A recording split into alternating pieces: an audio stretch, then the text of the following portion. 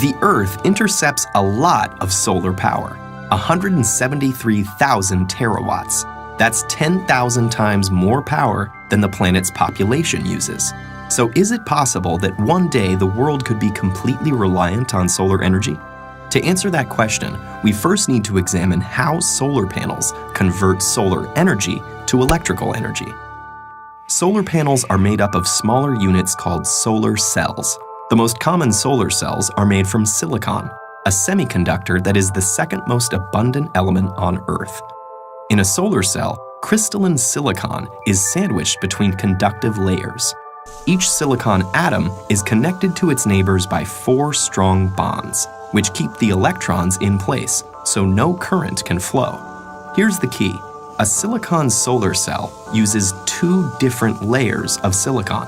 An N-type silicon has extra electrons, and P-type silicon has extra spaces for electrons, called holes.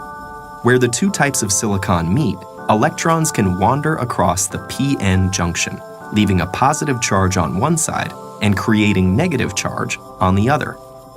You can think of light as the flow of tiny particles called photons shooting out from the sun. When one of these photons strikes the silicon cell with enough energy, it can knock an electron from its bond, leaving a hole. The negatively charged electron and location of the positively charged hole are now free to move around. But because of the electric field at the p-n junction, they'll only go one way. The electron is drawn to the n side, while the hole is drawn to the p side. The mobile electrons are collected by thin metal fingers at the top of the cell. From there, they flow through an external circuit, doing electrical work like powering a light bulb, before returning through the conductive aluminum sheet on the back.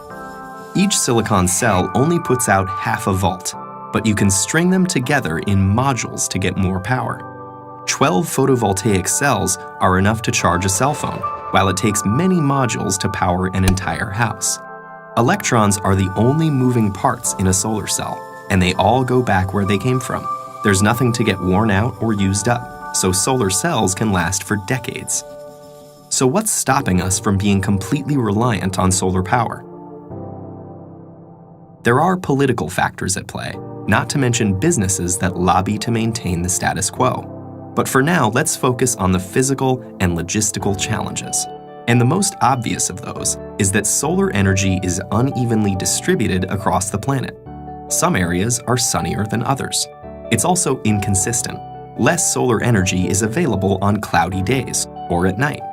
So a total reliance would require efficient ways to get electricity from sunny spots to cloudy ones, and effective storage of energy.